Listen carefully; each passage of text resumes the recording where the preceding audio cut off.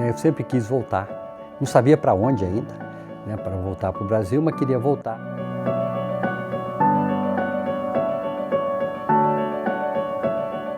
E o meu pensamento era muito simples, né? Aqui no Canadá eu posso até ter uma vida muito boa, profissionalmente eu serei um bom profissional, mas apenas mais um bom profissional.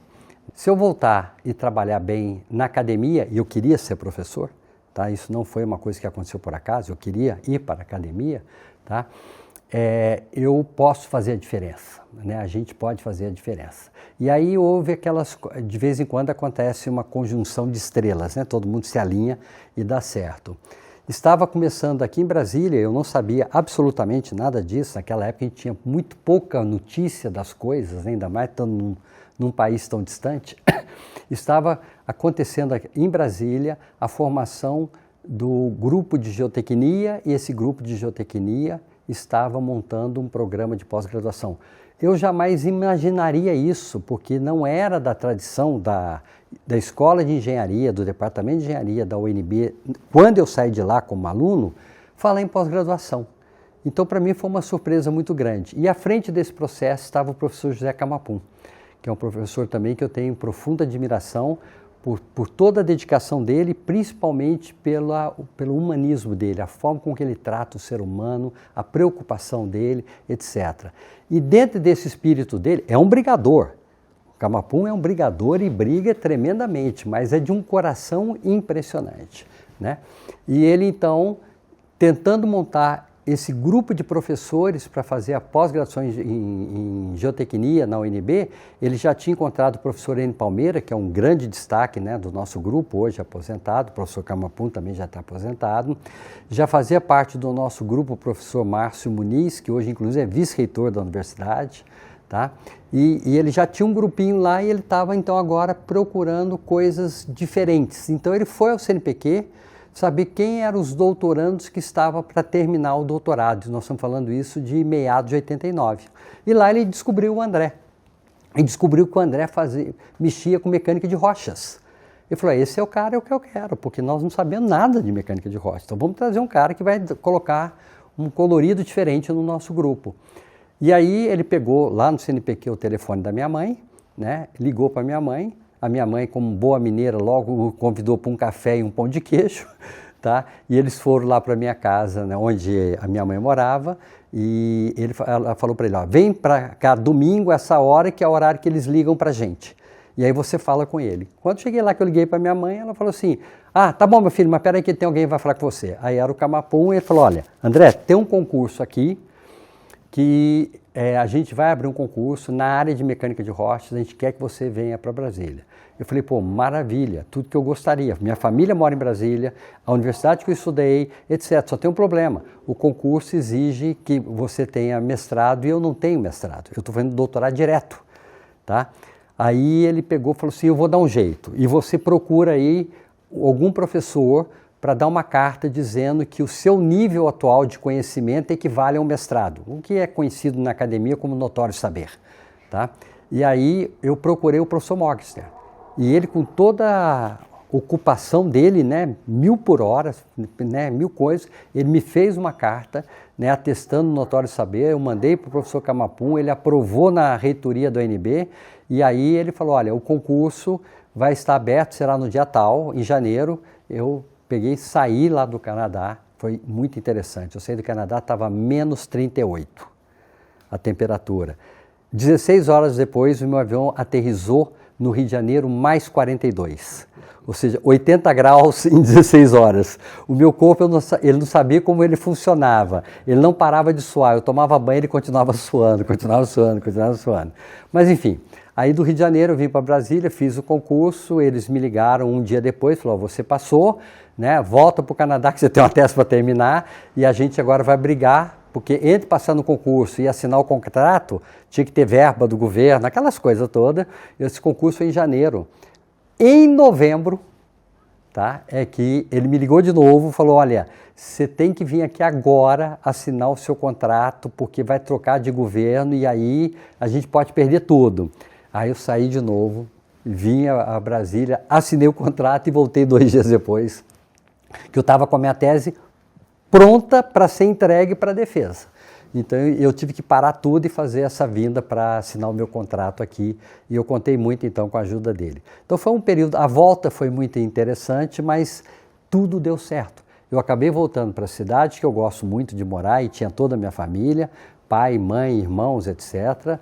A universidade que eu me formei, que aí tem vamos dizer assim, se não um gás a mais, mas um incentivo a mais por uma dedicação plena, né? E aí foi dessa forma que a gente voltou.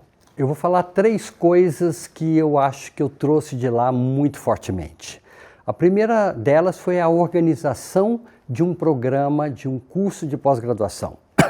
Eu me lembro que quando eu estava lá, por alguma razão, tudo que eu recebia, que era um regulamento, uma instrução, que eu achava que aquilo era útil, eu guardei.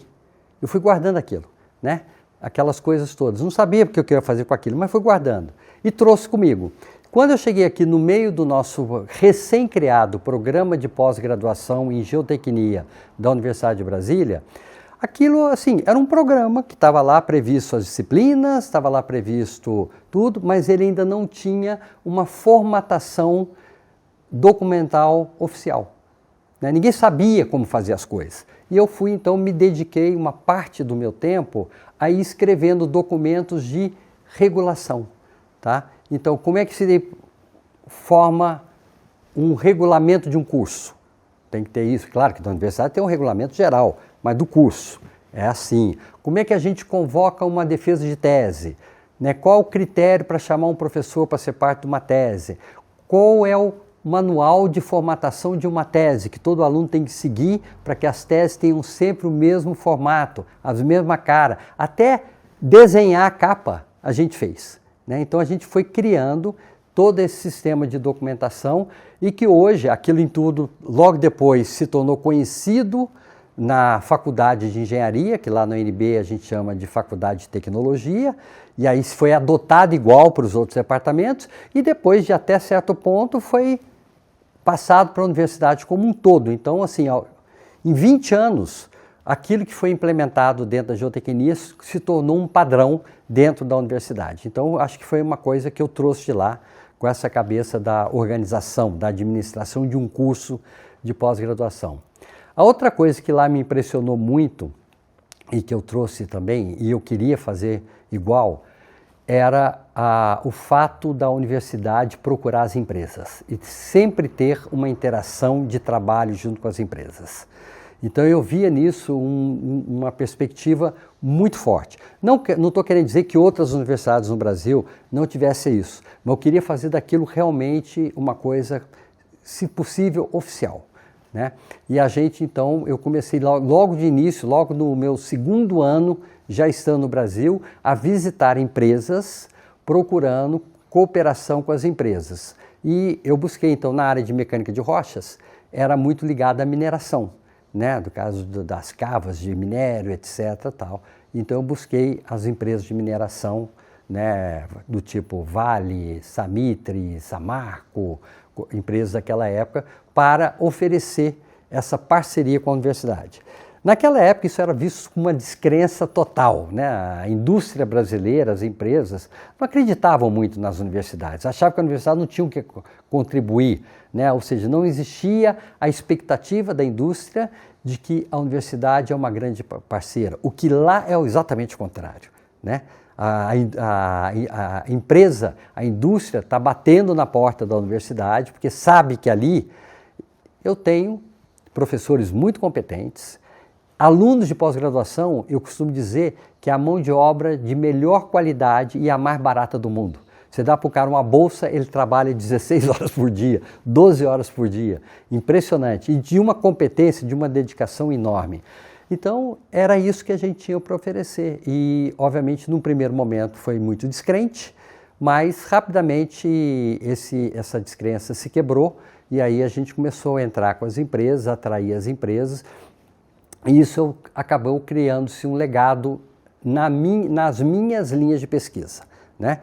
Praticamente todas as dissertações de mestrado e tese de doutorado que eu orientei, que eu trabalhei, que a gente fez alguma pesquisa, tinha sempre um viés de uma de um achado aplicado, né? Fazer alguma coisa que tivesse aplicação para a indústria, para a engenharia, etc. É claro, ciência se faz também, mas a minha preocupação era sempre entregar algo que tivesse utilidade dentro da indústria. Então isso foi muito legal. E a terceira coisa, que está um pouco ligada com essa segunda, é que eu via lá uma, vamos dizer assim, uma oficialização dentro do próprio departamento e da universidade, que os professores, porque lá, de uma forma geral, o cara que é um professor da universidade, se ele não for dedicado à universidade, ele não pode nem usar esse termo. O termo professor lá é guardado quando você está na sua última instância da carreira. Não é porque você entrou na universidade que você é professor.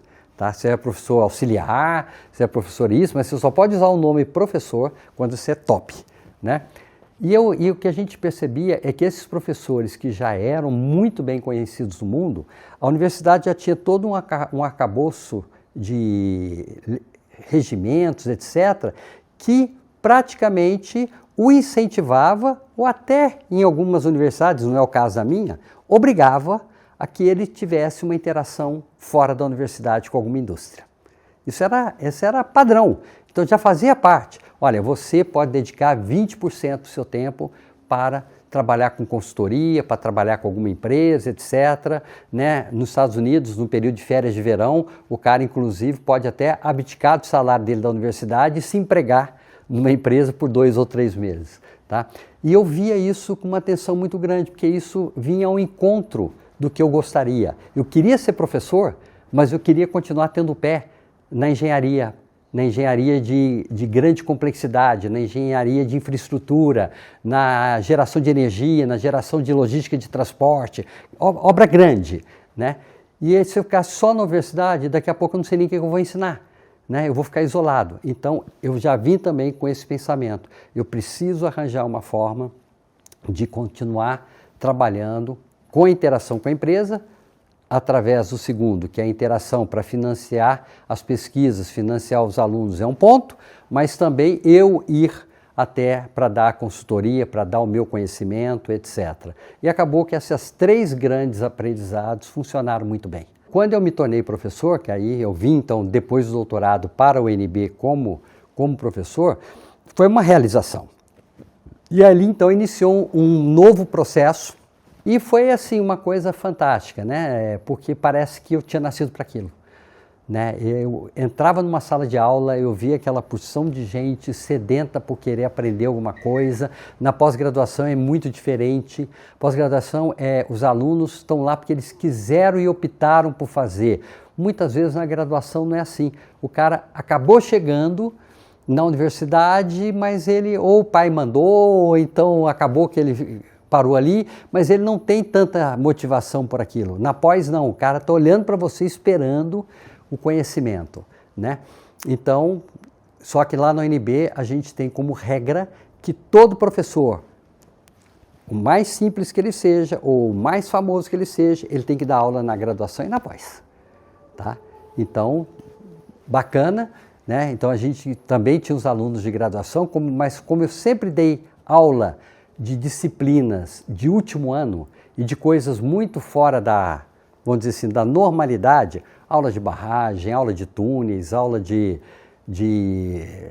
gestão de risco, né, de mecânica de rochas, que não eram disciplinas convencionais, vamos chamar assim. Então, praticamente, eu acabei tendo, tanto na graduação quanto na pós-graduação, sempre alunos extremamente dedicados e interessados. E aí combinou. Né? Porque para esse cara, rapaz, se precisar eu dou cambalhota, né? Ou seja, eu coloco o que eu tenho de melhor na minha didática, eu passo tudo. Se eu fui numa reunião e aprendi uma coisa nova, já comento com os alunos na aula seguinte sobre aquela experiência, já conto esse caso, já faço uma outra coisa. E o fato é que eu tive sempre uma demanda muito grande dos alunos para que eu então fosse o orientador deles, seja de mestrado ou de doutorado. Então, no final de 37 anos, que esse final de ano vai fazer de UNB, né, no final de 2026, eu orientei mais de 80 dissertações de mestrado e mais de 45 ou 50 teses de doutorado. São 130 vamos dizer assim, alunos de pós-graduação orientados, o que é um número muito grande, né? E eu tenho profundo orgulho desse número, não como um número, mas são pessoas que eu ajudei a formar, porque além de ensinar, de orientar a prática e a técnica e a teoria da engenharia, eu sempre procurei conversar com eles sobre ética, sobre profissionalismo, sobre como agir como ser humano. E muitas vezes você escuta dos alunos coisas que o psicólogo vai ficar com inveja, né? Porque eles estão passando dificuldades e eles desabafam com você, você ajuda. Então criou-se uma empatia muito grande entre eu e os meus alunos. E, de fato, eu posso estar triste, eu posso estar com problema, entrei na sala de aula, eu estou feliz. E aí veio a votação dos 48 países, 25 para o Brasil, 23 para a Suécia. Ganhamos por 2 votos. Eu quase caí da cadeira, né? Porque eu não estava no script de ganhar, estava no script de participar.